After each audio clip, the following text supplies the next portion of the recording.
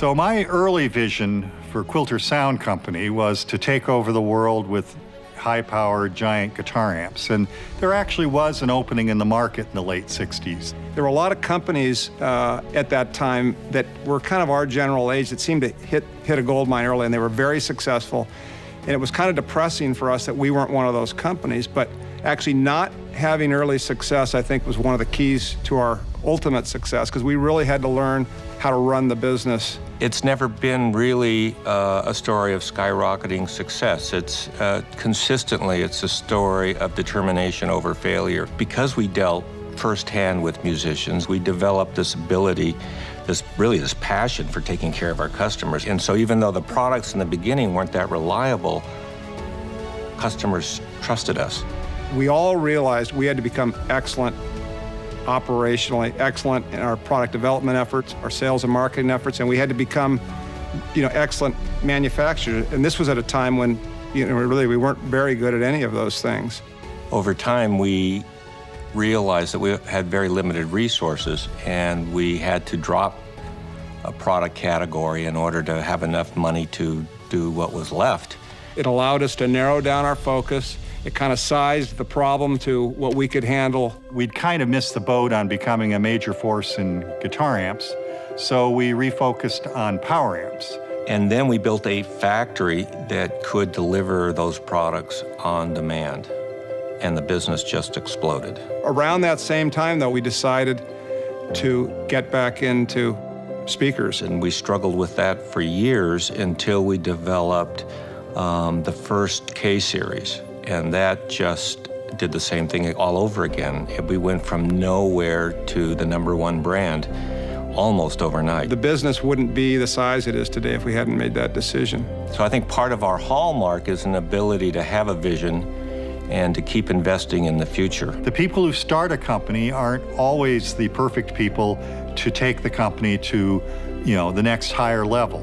And we were, mature enough to realize that of ourselves. And so it feels really good to be able to hand it off and watch the company continue to grow and offer our employees more opportunity than we could have if we'd stayed on. I'm blown away how proud I am of what a great job everybody's doing. As I look at what QSC is doing now, it's just fantastic. It is so amazing to see the company forging ahead. We're just in this great position to continue to grow, and as a growth addict, nothing makes me happier. It's pretty awesome when you think about it.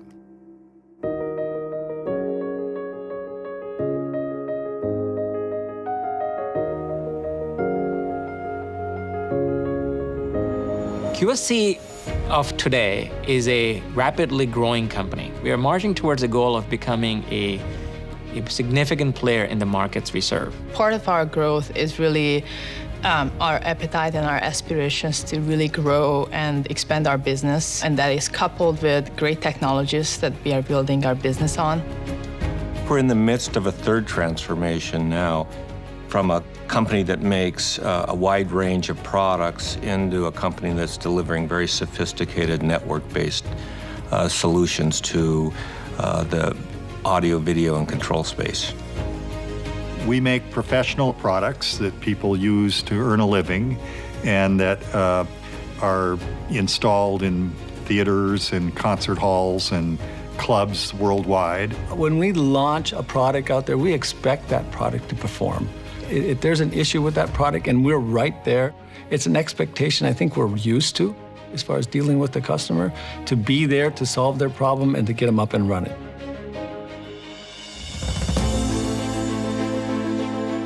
Becoming global is a big challenge and a big opportunity for QSC at the same time. The next big development step is, can we become as successful and as much QSC as we are in the US, in Europe and in Asia? We're opening offices and manufacturing locations throughout the globe, but also choosing the right partners that not only add capacity to what we do, but capability as well. Every QSC region needs to have sustainable capability in region to serve our customer. What you want to have is a strong backbone in technology and trainings, etc., but you want to have it applied in a local manner, in the cultural context and in the language, and adapt for whatever the customer in those local markets actually need. And I think the key there is use as much as we have our technologies and people in the US, learn from them, and then apply it appropriately according to market dynamics in the market that we choose to focus on.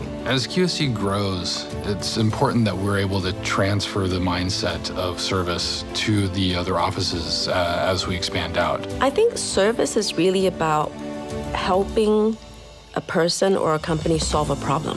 That means to me taking care of the customer, making sure that their needs are met, and making sure that they walk away with a long-lasting feeling of QSC is the best and I'm part of their family. When a customer buys something from QSC, they're buying a brand, they're buying a culture, they're buying the people that are behind those products that support them.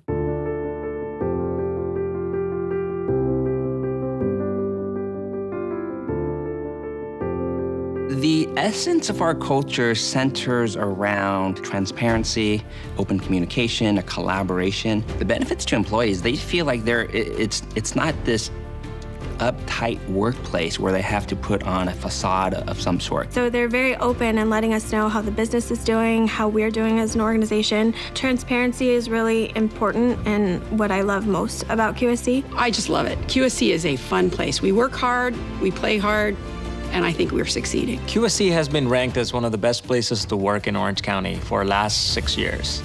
We truly believe that the only way a company can survive and do well is by making sure that the people are growing along the way.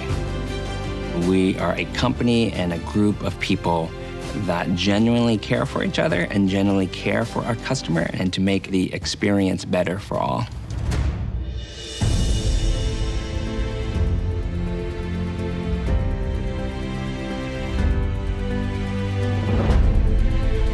AV today has so much more potential to the end customer, to the consumer, to the audience, to the channel partners than what it's actually delivering. If you just think about all the technology that you use, your phone and your laptop and other pieces, those are very impactful also on our business and what we do and how we bring technology to conference rooms and other applications. Sort of the last bastion of that technology shift has been our installed AV space. There's still a lot of proprietary little boxes and widgets and things that you see our competitors making. Why not be able to take a basic computer technology and apply it to anything? We are going to be a technology platform leader, and we're going to be a customer experience leader. We are positioned so well because of our technology assets and our technology intellectual property to actually bring those solutions to the marketplace. We're preparing for this change in our market by, first of all, picking technologies from day one, nearly 10 years ago now, that we architected our product QSys around that were off-the-shelf mainstream technologies. So we didn't pick proprietary AV products and do it the way the other guys have done it. It is not about the product anymore. It's really about the technology system, the technology solution, the platform, and the experience. We're going through a big transformation, and we're taking the whole industry with us. We as a company see that change clearly, and we shape our strategy to make sure that we are thriving in that change. I cannot think of many companies who have not just survived for 50 years, but grown beyond 50 years. I see QSC continuing to develop new technologies to serve new customers and new markets. When I see what we're doing and we're investing in the customer side, it's astonishing. We don't have too much pride where we don't ask questions. We're constantly validating if our thinking is really the right understanding, and we engage in that journey together with them. In this world where we are delivering connected technologies, integrated technologies on single platforms that is elevating the customer experience, everyone wins in that world.